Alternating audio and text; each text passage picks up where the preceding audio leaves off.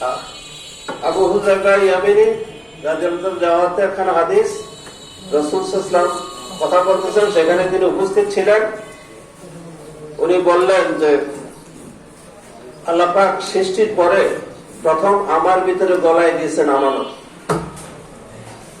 প্রথম কি দিয়েছেন? প্রথম কি জিনিস ঢুকাইছেন আমার ভিতরে? রুহুর পরে আমানত। রুহু ঢুকানোর পরে হাসি দিলেন আদম আলাইহিস সালাম। হাসি দেওয়ার পরে আদম আলাইহিস সালাম কি বলছিলেন? আলহামদুলিল্লাহ। তখনও কোরআন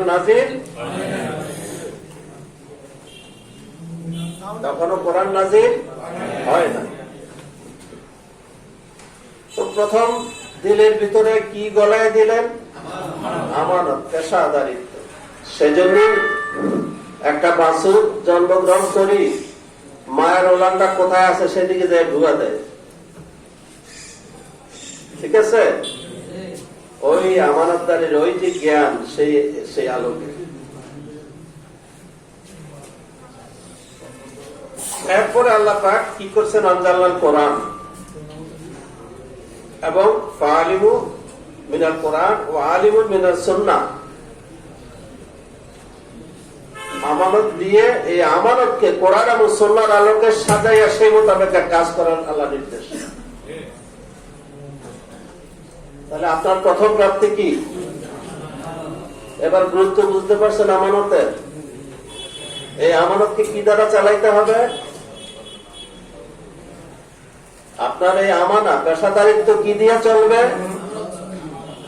কোরআন এবং হাদিস দ্বারা। বুঝতে পারছি অনেকে খেয়াল করতেছেন না। আমানতকে কি দ্বারা পরিচালিত করতে হবে? কোরআন এবং হাদিসের জ্ঞান দ্বারা পরিচালিত করতে হবে। এইটাকে বলে কমপ্লিট কোড অফ লাইফ। এছাড়া কোরআনে কোথায় কমপ্লিট কোড অফ লাইফের বিস্তারিত বর্ণনা পাবেন? আপনার ভিতরে সর্বপ্রথম যা দান করা হয়েছে সে আমানত। অন্তরের অন্তঃস্থলে জাজরিল কুলুব,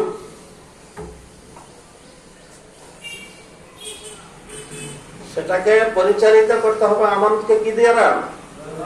কোরআন এবং হাদিস দ্বারা। তো ঘরে বসে থাকবেন কি করে? পড়াশোনা না করলে কোরআন হাদিসের জ্ঞান অর্জন হবে? পড়াশোনা ছাড়া যদি আপনি দুনিয়াতে চলতে যান তাহলে কি হবে? নিজের ব্যক্তিগত খেয়াল খুশি মতো চলা হবে। এই অবস্থায় আমরা আছি না নাই?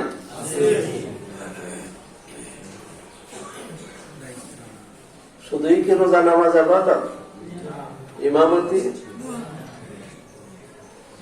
এতেই তো সর্বোচ্চ দরজায় পৌঁছে গেছে এক একজনে।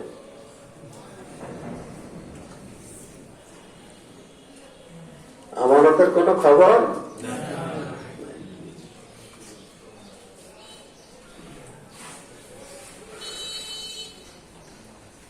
বর্তমান পৃথিবীর অবস্থা কি? এই হাদিসটাতে, এটা ফিতনার হাদিস। ফিতনার যুগে কি হবে? এক লোক ঘুম দিল, যা মাথায় ছিল সব গেছে, দুশ্চিন্তা, ভালো চিন্তা। আবার একটা ঘুম দিল, যা মাথায় আছে সেটাও শেষ হয়ে গেছে, আর কিছু নাই। প্রথম ঘুমের পরের অবস্থা হইল এই অঙ্গার একটা আপনার ফেলছে, এটা এক জায়গায় যে স্পর্শ করছে, সারা শরীরে অক্ষত এক জায়গায় শুধু কালো ফুসকা বলিছে। প্রথম ঘুমের অবস্থা হচ্ছে এই যে ওইটুকু জায়গাতে ওইটুকু পরিমাণে আমানত আছে, আর সারা শরীরে যে আমানতটা ছিল সেটা নাই। দ্বিতীয় ঘুমের অবস্থা হয় এই, আপনার গায়ে একটা পাথর মেলা হয়, এটা আস্তে গায়ের থেকে শরীরে আরেক জায়গায় পড়ে যায়, আপনাকে কোথাও এটা আপনার গায়ে লেগে থাকে না। এখন সমাজের অবস্থা সেই আমানত উঠে গেছে। আপনি ঋণ নিতে চান, আমানতদার কোন কাজ করতে যান, একটা জিনিস কিনতে যান, জিনিসটা ভালো না মন্দ যাচাই বাছাই করতে হয়। কিন্তু সাহাবাদের যুগে যে যে জিনিসটা নিয়ে বসছে, জিজ্ঞাসা করার প্রয়োজন হয় না জিনিসটা ভালো না মন্দ। সবাই ছিল আমানতদার। এই সমাজে আপনি বিশ্বস্ত লোক খুঁজে পাবেন, আমানতদার লোক খুঁজে পাবেন? তাহলে এই আমানতদার সৃষ্টি করা, আমানতের পক্ষে দাঁড়ানো আমাদের একান্ত কর্তব্য। এটা নিয়ে এই কোরআন হাদিস যেটুকু পড়ছে রোজানার মধ্যে ব্যস্ত হয়ে থাকা একান্ত কর্তব্য। আমরা কি গুরুত্ব বুঝতেছি আমানতের? কিয়ামতের দিন হাসরের ময়দানে পুলসেরাতের গোড়ায় দুইটা জিনিসকে পাঠাবেন। কয়টা জিনিসকে? একটা হইল আমানত, আর একটা হইল আত্মীয়তার বন্ধন। আত্মীয়তার বন্ধনের কথা কোথায় লেখা আছে?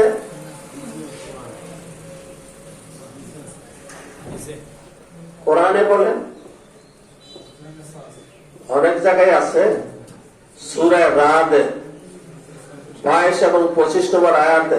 22 নম্বর আয়াতে হলো যারা আত্মীয়তার বন্ধন রক্ষা করে তাদের সফলতা। 23 নম্বর আয়াতে যারা আত্মীয়তার বন্ধন খেয়ানত করে তাদের পরিণতি। 25 নম্বর আয়াতে আমানত যারা খেয়ানত করে তাদের পরিণতি। সূরা রাদ। জ্ঞানীকে কোরআনের আলোকে আল্লাহ কাদেরকে জ্ঞানী বলছেন? সূরা রাদ 19 থেকে 25 নম্বর আয়াতে তার ব্যাখ্যা আল্লাহ নিজেই দিচ্ছেন। এগুলি খুতবা দিবেন, এগুলি খুতবাতে নিয়ে আসবেন। আমানত বিস্তীর্ণ ভাবে আপনাদের যোগ্যতা আছে, আমি কেবল একটা আইডিয়া দিলাম মাত্র। বিস্তীর্ণ ভাবে জুমার পরে জুমা এই সম্পর্কে বক্তব্য রাখবেন। একটা শব্দের উপরে আমি আছি, আর একটা শব্দ রয়ে গেছে এখন।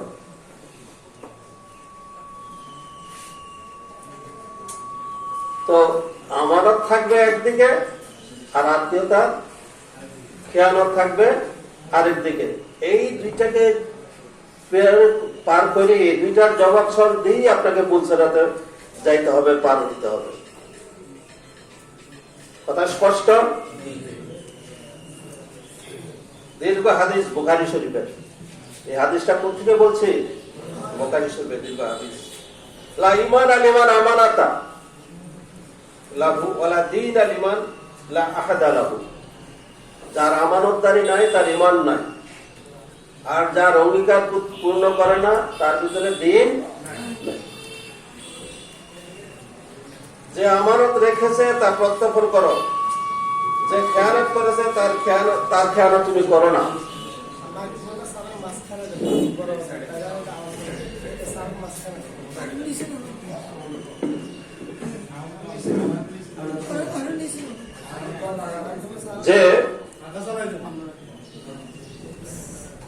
যে আমানত রাখছে, আমানত আপনার খেয়ানত করছে, তারপরে তার আমানত আপনি খেয়ানত করতে পারবেন না। আবু দাউদ, তিরমিজি। যারা আল্লাহর মালে তসরুফ করে তারা জাহান্নামী। বুখারী। আল্লাহর মাল কি? যাকে চাকরি দান করা হয় সে যদি একটি সুস বা তার চেয়ে ছোট কিছু খেয়ানত করে, কিয়ামতের দিন সে তা নিয়ে উঠবে। মুসলিম এবং আবু দাউদ। কথা স্পষ্ট? এবার আমি ন্যায় বিচার সম্পর্কে একটা কথা বলবো।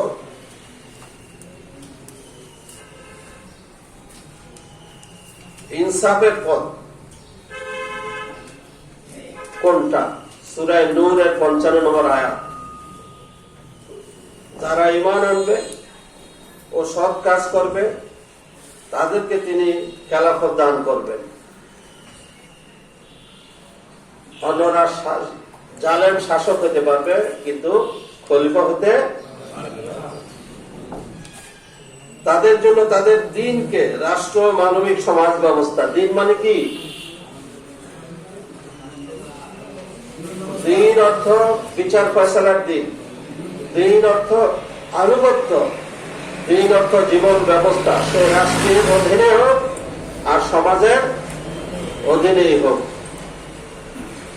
ঠিক আছে? আর দিন আরেকটা অর্থ আছে, যিনি অন্যের কে আনুগত্য গ্রহণ করেন। তিনি কে?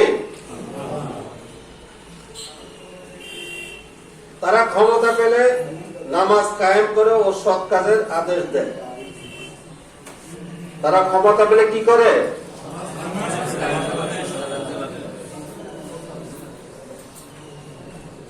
এটা সূরা হজের 40, 41, 42 নম্বর আয়াতে আল্লাযিনা ইম্মাক্কান্না ফিল আরদ, আল্লাযিনা ইম্মাক্কান্না ফিল আরদ আকিমুস সালাতি। এর মাধ্যমে কি করা হয়? আল্লাহকে সাহায্য করা হয়। মায়ানসুরুহু ওয়া রাসূলুহু, মায়ানসুরুহু ওয়া রাসূলুহু মানে কি? নামাজ প্রতিষ্ঠা করা এবং যাকাতের ব্যবস্থা করা, সৎ কাজের আদেশ দেওয়া আর অসৎ কাজের নিষেধ করা। আর খেয়ানত কি? যখন সে ফাসিকি জীবন যাপন করে, যখন সে দুষ্কৃতি করে, যখন সে অহংকার করে, যখন সে আত্মম্ভরিতার শিকার হয়, ক্ষমতা পাইলেই এগুলির থেকে ক্ষমতার যে দাম্ভিকতা, ক্ষমতার যে গরম, সেটা দেখাইতেছে না? এখনো আছে না? এই গরম যাতে আপনার ভিতরে না আসে, কি ফাসিকি, দুষ্কৃতি, অহংকার, আত্মবিরতা এগুলি যাতে না আসে, সেই জন্যই সেজদার মাধ্যমে, নামাজের মাধ্যমে সেই জিনিসটাকে, এগুলিকে সরাইতে হয়। এর নাম হইল আল্লাহকে সাহায্য করা। এর নাম কি? আল্লাহকে সাহায্য করা। আর অর্থ যার বেশি হয়, অর্থ যার বেশি হয়, এর মাধ্যমে এই যে গরম আসে, সেই গরমটাকে কমাইতে হয় কিভাবে? যাকাত দিয়ে, দান সাদকা করে।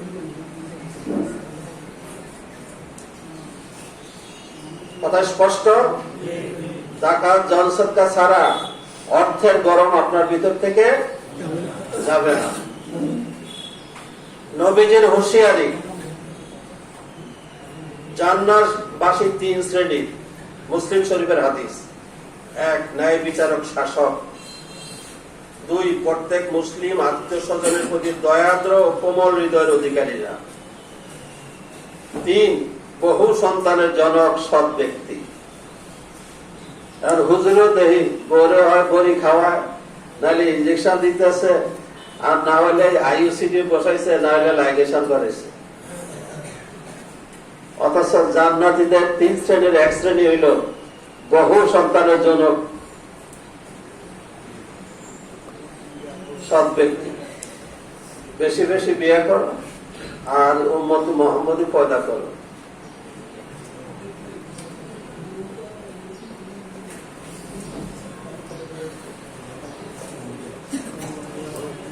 এক ঘন্টার ন্যায় বিচার 60 বছরের ইবাদতের চেয়েও উৎকৃষ্ট।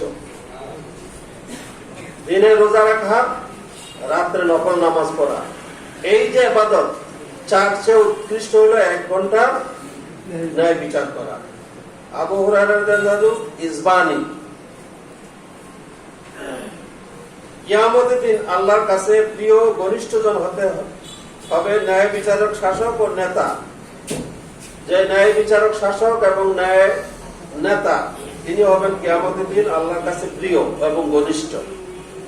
আর এর বিপরীত ঘৃণিত, ক্রোধান্বিত হবেন আল্লাহ অত্যাচারী শাসক ও নেতার বিরুদ্ধে। বিশ্বব্যাপী ঘৃণিত হয়েছে না হয় নাই?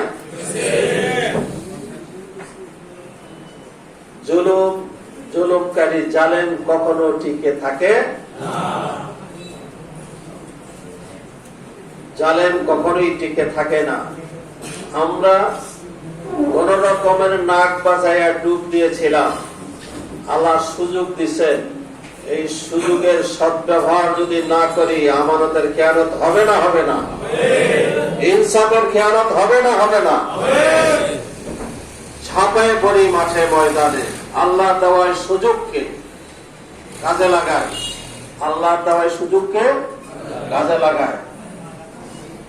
একেবারে ঘোষ শ্বাসে সময় নেয়, দৌড়ানি আর দৌড়ানি। যেভাবে আমির সাহেবদেরকে দেখতেছেন দৌড়াইতেছে, আপনারাও দৌড়াবেন, আনুগত্য করেন। 59 নম্বর আয়াতে আনুগত্যের ভিতরেই আপনি আনুগত্য যে করলো সেই মুসলমান, আনুগত্য যিনি করলেন তিনি মুসলমান। কোন অত্যাচারী নামাজ কবুল কর হয় না। হাকেম তালহা ইবনে উবাইদুল্লাহ রিওয়ায়াত হাদিস, 10 জন মানুষের নেতা কিয়ামতের দিন তাকে শৃঙ্খলাবদ্ধ করে দাঁড় করানো হবে। এই যে নেতাগুলো দাঁড় করাবে, শৃঙ্খলাবদ্ধ ভাবে তারা, শিকলবদ্ধ ভাবে তারা দাঁড়াবে। যেভাবে এই কারাগার থেকে আদালতে নেয়, যেভাবে এইভাবে নেতাকে দাঁড় করাবে। যদি ইনসাফপূর্ণ আচরণ না করে মামুরদের সাথে। সূরা নাহলে সে কথাই আল্লাহ বলছেন, সবচেয়ে বেশি সংখ্যক যে আয়াত শুনে মুসলমান হয়েছিল সেটা হলো ইন্নাল্লাহা ইয়ামুরু বিল আদলি ওয়াল ইহসানি ওয়া ইতাযিল কুরবা ওয়া ইয়ানহা আনিল ফাহশাই ওয়াল মুনকার।